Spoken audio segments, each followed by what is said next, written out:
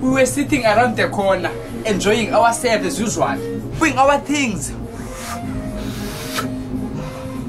thinking that there is a way forward for us to the good life. We didn't know that we were pushing it backward. In hell otherwise. Suddenly, police arrived with 10 vans, and without knowing who called them. How did they know us? They took the staff, brutally assaulted us.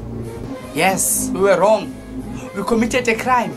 But they were wrong too, because some of them, they used to give us the stuff to sell it for them. Of course, we didn't mention it in the court of law, because the police and the officer, they were no longer with us.